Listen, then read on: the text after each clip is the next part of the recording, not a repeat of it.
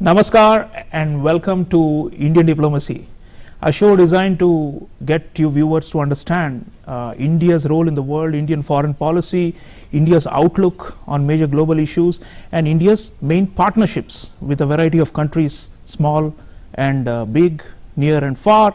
And the idea is for you to understand why India takes positions on various issues and why India builds solid partnerships and how it enables global public good. Viewers, generally Indian diplomacy is focused on one country and we look at all aspects of the bilateral relationship between India and that country.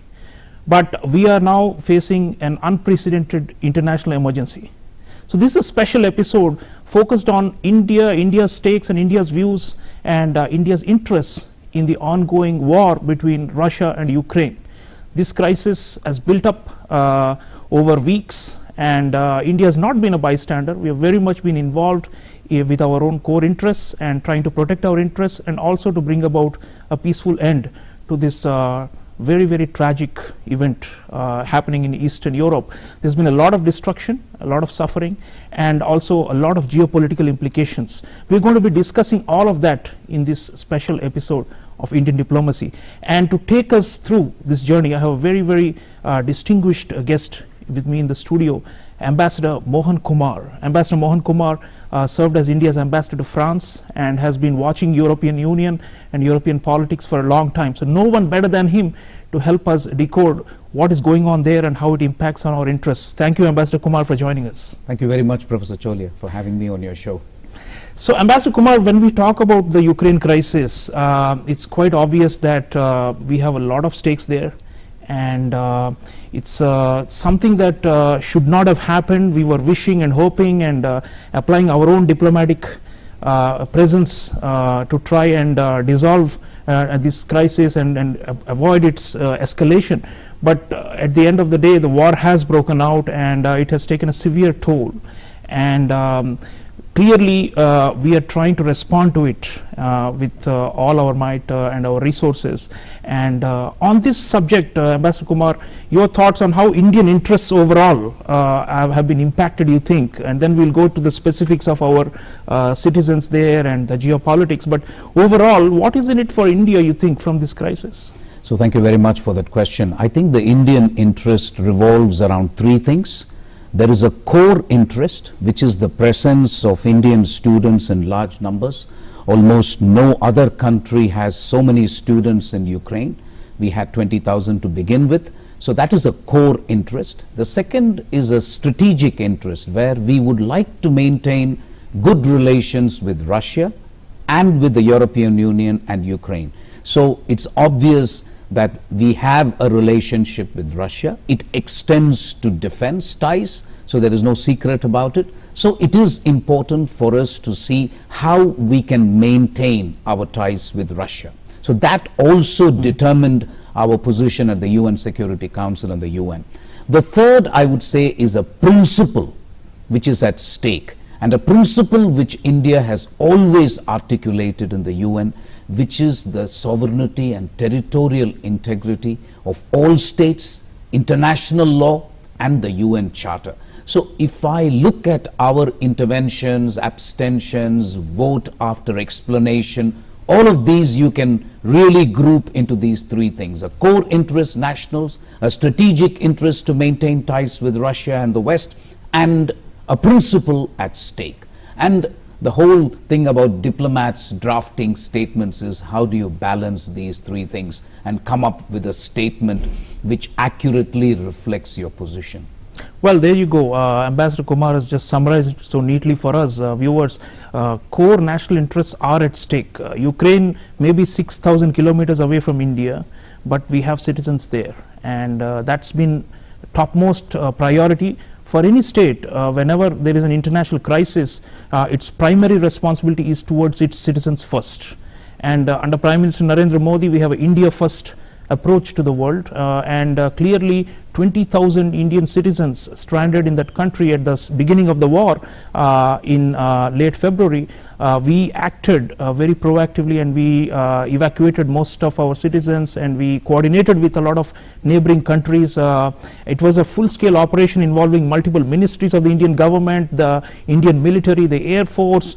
It was really very well coordinated, well oiled response called Operation Ganga. And this is something that India is proud of, because we have a history going back to such massive humanitarian emergencies in the past, in Yemen in 2015, in Libya 2011, and even before that in the 1990s during the Gulf War. India has been very, very responsive to the well-being and protection of its own citizens who are trapped in war zones.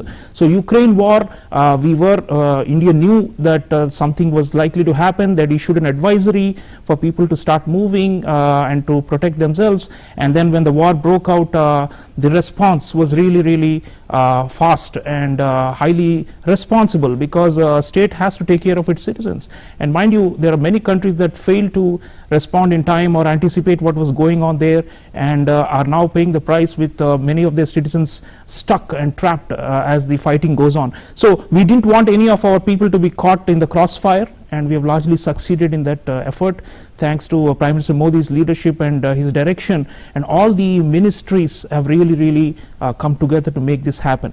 So let's hear from our ministers, Meenakshi Lekhi and Piyush Goyal, Minister of External Affairs and Minister of Commerce and Industry, both of whom have been involved along with many other colleagues in trying to create conducive environment for the safe evacuation and protection of Indian civilians. Let's hear and see what they had to say, and some dramatic moments we have captured for you viewers about how India really came to the rescue of its own citizens, how India performed its dharma of the state, which is primarily to protect its citizens. Let's have a watch. Bharat rule based order के हक में है और चारों तरफ शांति बनी रहे उसकी पैरवी करता है, और जो भी स्टेक होल्डर्स हैं आपस में बातचीत का माध्यम अपनाएं और जो भी दिक्कतें हैं उसको सुलझाया जाए।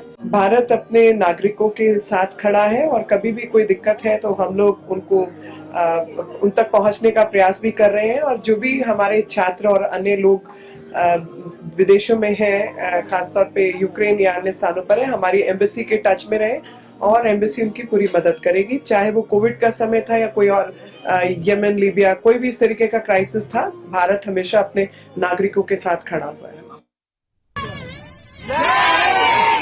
And as you go back home, please reassure all your who are in Ukraine not to worry, be patient. Today the Honorable Prime Minister spoke to the Ukrainian President also and requested him to keep all Indians safe and secure, to provide safe passage to all your colleagues who are still there. The Russians have also promised to help evacuate all our Indian nationals. So I would urge all of you, be very strong and give that strength to all your other friends who are still in Ukraine. Another flight will be coming into Delhi shortly by the morning, and this process will continue. I must thank the Air India crew and the entire Air India crew. They've been wonderful.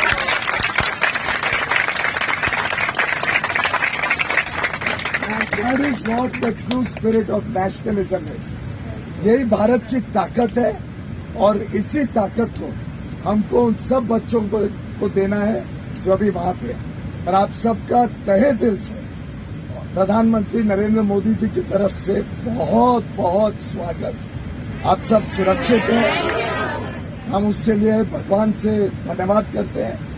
और यहाँ भी आपकी सब सुविधाओं के इंतजाम किया गया है, आपको किसी प्रकार का कोई कष्ट नहीं होगा। Welcome back to the Motherland.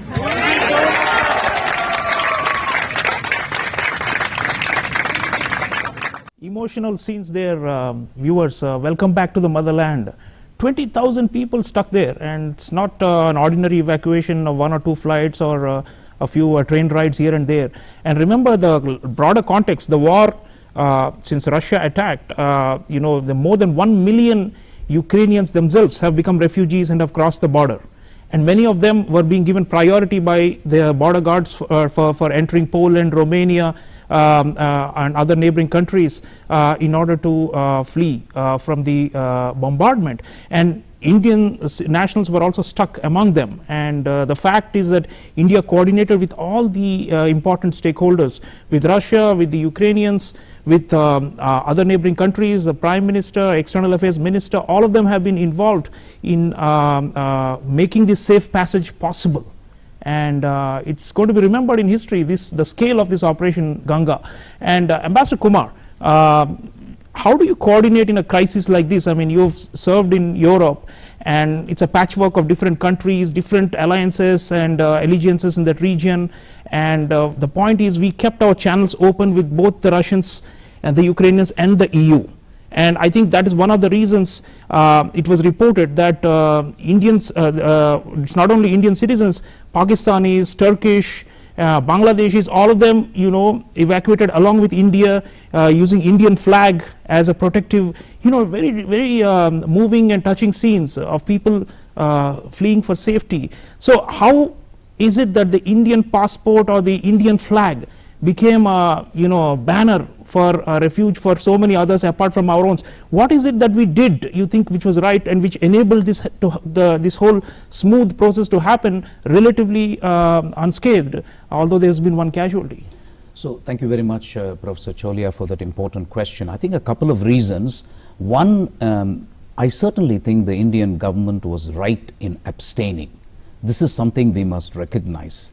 If you take sides in a conflict like this, it becomes very difficult for you to approach that side and then say, please spare our citizens, etc.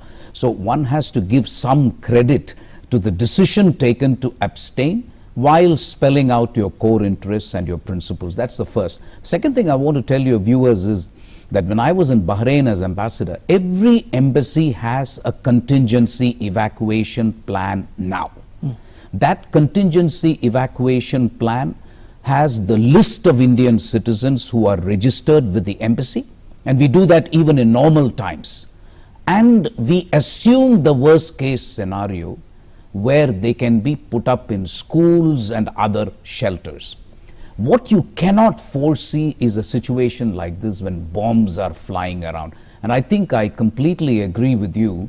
The efforts made by the Prime Minister himself, but also the Foreign Minister, to talk to the neighboring countries of Ukraine and try and tell them that, listen, we need your borders to be open so that when the students come, they can exit Ukraine. We also sent out teams. MEA teams went to Poland, they went to Slovakia, they went to Romania. So they were already in position, including Hungary. Now, of course, we have sent senior ministers also. But these teams will then go to the border, receive the Indian nationals, put them on a bus, send them to the capital, whether it is Bucharest or Warsaw, and then fly them back. So by now, I would say that we have a very good idea. As you rightly said in your opening remarks, we have evacuated larger numbers from Libya. We have done so. I myself did it actually in 1990 from Congo. It was only 2,000 people, but I almost did it single-handedly. So we have now the experience to evacuate people. It might come as a bit of a surprise to your viewers that while 20,000 seems a large number, it's not such a large number for India. If you take Saudi Arabia, if you take Bahrain, we are talking thousands. Bahrain is such a small country. We had 400,000 Indian nationals, and we prepared a contingency plan. I think the circumstances of war is what has made this evacuation very, very difficult. And I can honestly tell you, we have really done an excellent job. For the External Affairs spokesperson to say 17,000 people have returned out of 20. In just 1 week? Yes, is an amazing achievement. There's no question about it that we have done a good job. And viewers, the thing is, when it's war, and it's often indiscriminate and nobody knows what's happening, everyone is rushing to the exits helter-skelter. It requires a lot of diplomatic agreements with all the stakeholders, and that's an important point Ambassador Kumar was making. India's position on this conflict is not just about the merits of who is right or who is wrong. It's also about protecting our civilians and our assets there. And how do we do it? If we don't have channels open with all sides, if we are seen as siding with one as opposed to the other, we really become vulnerable and we could become targets. That's what China, for example, has experienced. China has around 6,000 people in Ukraine, and they have struggled to extricate their people because of the complicated stance that they took on the whole matter. So it's not an easy choice, viewers. I mean, sometimes from the armchair, people can sit and accuse India of having done this or not having done that. But the point is, when we were very clear, number one priority is the safety of our citizens, and that's why Operation Ganga has really succeeded, and that makes a huge difference. It gives confidence, and the lines have been open with all sides, and it's also helps us to potentially play a mediatory role or to facilitate the end of the conflict or to bring the tempers down, and that's been India's interest. You heard Meenakshi Lekhi, our Minister of State for External Affairs, saying that we believe in rules-based order and we want a de-escalation, and we want to do it by having all sides come to the dialogue table. That's been India's real position on this, and Ambassador Kumar, that's really the crux of the matter, isn't it? I mean, you can denounce one side, and then what it does is you lose leverage over that side, and then you are left out in the cold. The more proactive way is to not denounce one side or the other, but to say, nothing is, in fact, denunciation may actually increase the violence and increase the, ferocity of the war by one side. So I think we took the position, which you mentioned, the balance, keeping in mind that we want to make sure that Indian diplomacy, Indian foreign policy has a say and an influence on this, on the war, and in bringing down the conflict to manageable levels and to de-escalate the situation. We want this war to end, and for that to happen, it was necessary for us to be to take this balanced position.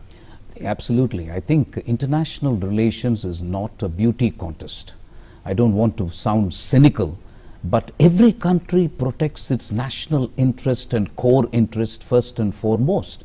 So I don't know why people should be surprised when India does what other countries do. First and foremost, I'm not saying you ignore principles, you ignore realpolitik, you ignore geopolitical considerations, but a position that you take in the UN Security Council or in the UN Forum is a combination of all these. And as we saw in Operation Ganga, when the lives of your nationals are at stake, I would say there is no higher duty for a Prime Minister or a government of India than to protect the lives of its citizens. And I think the government has come out fine on this count.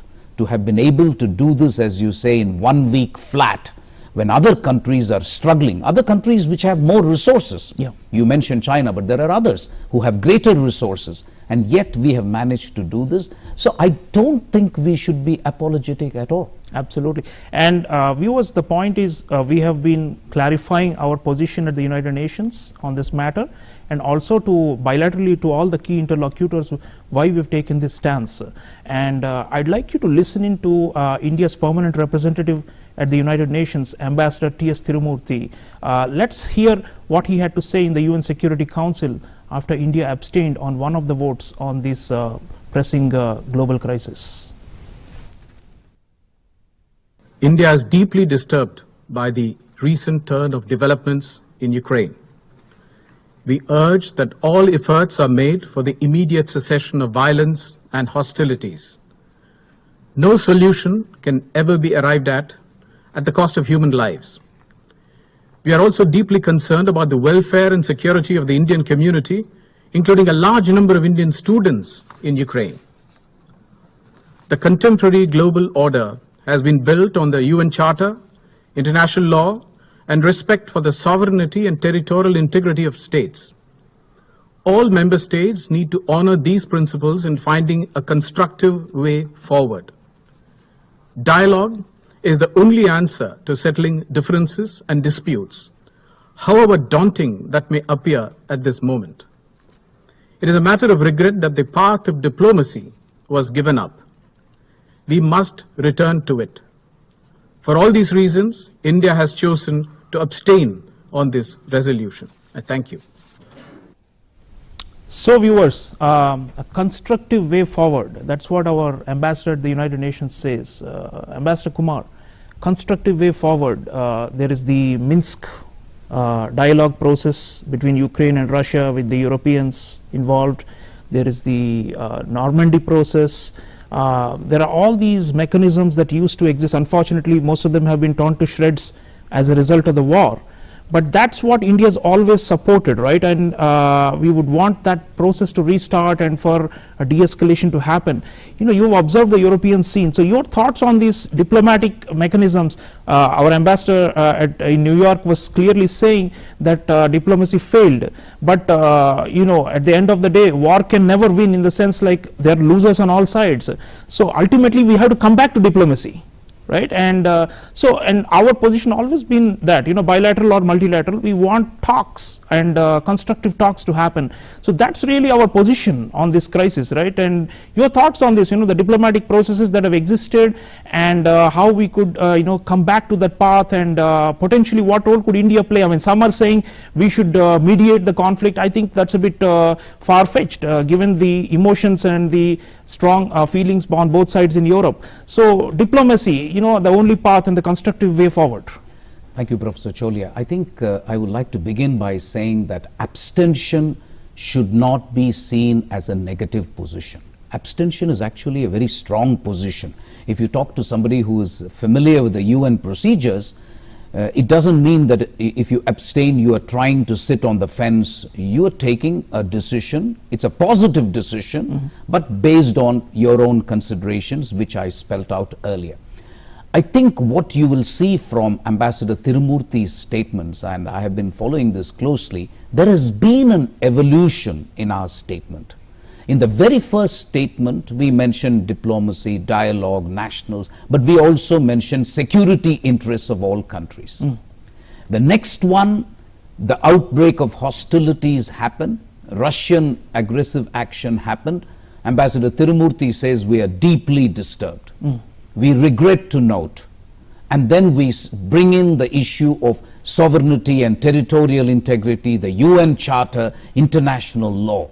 That's a big evolution. And Prime Minister, in fact, spoke to President Putin, and he emphasized the need for immediate cessation of hostilities. Absolutely. And the Prime Minister also spoke to the EU President, Charles Michel, and he said the same thing. So it is not as if the explanation of vote is a key statement. I would like your viewers to take a look at it. And there is an evolution in the statement. There is an evolution in our position, even though we have abstained thrice, is what I'm trying to say. And to answer your specific question about the Minsk process, Normandy format, you are absolutely spot on. War cannot go on forever. It is not as if Ukraine is going to be permanently under the occupation of the Russians. At some point, people have to return to diplomacy and dialogue. What we are conveying is that before further loss of human lives, which we regret, why don't we return to diplomacy and dialogue now? I think the Prime Minister has said India is capable, or India is willing to do what it can. Yes. I would agree with you. I wouldn't go as far as to say that we can become a direct mediator. For the simple reason, Europe is an important stakeholder. In any mediation process, I would want Europe to be involved. Europe, Ukraine, Russia. These are the three principal stakeholders. They should take the... And there is already a Normandy format, as you rightly said, the Minsk process. If people are unhappy with it, change. Renegotiate. Absolutely. So viewers, diplomacy is important, but also geopolitics. The point is, from India's perspective, there are concerns about the broader global implications of this war in Europe. I mean, Indo-Pacific is our main theater. We want counterbalance to China. We want some kind of a balanced order to prevail in our own backyard. And here there are concerns, Ambassador Kumar, that maybe China will take the cue from this and potentially invade or want to attack Taiwan or push again on our borders. Could China be emboldened, and could this actually prove to be a risk? I mean, of course, the US security guarantees in the Indo-Pacific are of a different nature from what they have in Europe. Although there are two alliance systems, and both of these are US underpinned alliance systems, it's good to see that the focus on Indo-Pacific has not gone away, and we will continue to insist that China should remain restrained in its actions and should actually step back from its expansionist posture. So could this war actually, I mean, your thoughts on this, I mean, could it have major security implications? I'm sure that we are better prepared militarily for any such upsurge in Chinese expansionism, but your thoughts on how we can counter this in the medium to long terms going forward. The implications of this war are even for the whole world order itself, so definitely it will have an impact on Chinese behavior in our backyard. Absolutely, and I think it's an excellent question. First, it's my sense, and one can disagree with it, but my sense is almost all countries and continents are losers in this war except China. It's my view that China benefits in the short term. I'm not saying medium term, long term. In the short term, it takes the focus away from China. So China is a beneficiary. Second, China is much more tied to the West in terms of trade, finance. If you take the treasury bills of the United States, 50% of the assets are owned by China. The Chinese would be carefully watching that these are nuclear sanctions that have been imposed on Russia, taking Russian banks off the SWIFT and enabling, making sure the sovereign debt rating of Russia becomes junk status. The Chinese will not, I do not share the view that the Chinese will necessarily be emboldened by this to take over Taiwan. They have trouble to handle now. Absolutely. The whole Western world is united. Look at Germany's position. I tweeted somewhere that Germany has gone from sending helmets to sending bullets in a matter of 1 week. Yeah. Germany's position has completely changed. So I don't think it would be prudent to automatically conclude that China is going to take over Taiwan. They will have to think twice. Having said that, my last point, I think we are seeing a hinge moment in world order. This is definitely something afoot. The world is adrift. We don't have a multipolar world order. This has to be considered a turning point. Absolutely. So there you go, viewers. We are running out of time, but the point is this war has huge implications for India, and we have been trying to conduct ourselves responsibly and in a manner that brings all sides together. This war in Eastern Europe has ripple effects on the whole world, on the price of oil, on the global economy, on the supply chain. We have to brace for this, but whenever there's a crisis, India has risen to the occasion, and we are seeing how we are protecting our interests, but also looking out for the broader common weal and the well-being of people who are caught in that region. We don't want this war to escalate. We want it to tamp down, and we are making our best possible efforts. Given that our location is in the Indo-Pacific, we are also watchful to what could be the repercussions in terms of security, for national security of India in our own region. But the point is, this is a hinge moment, as Ambassador Kumar says. The world has changed. There is no longer a post-Cold War order, so to say, under benign US leadership. So what kind of new order are we entering? Keep thinking about it. This is the whole purpose of Indian diplomacy, to get you to churn in your mind as to how one era ends and another begins, and wars are always the markers for these transitions. So India is prepared. That's the big message I want to bring you, and India is doing its utmost for the betterment of humanity.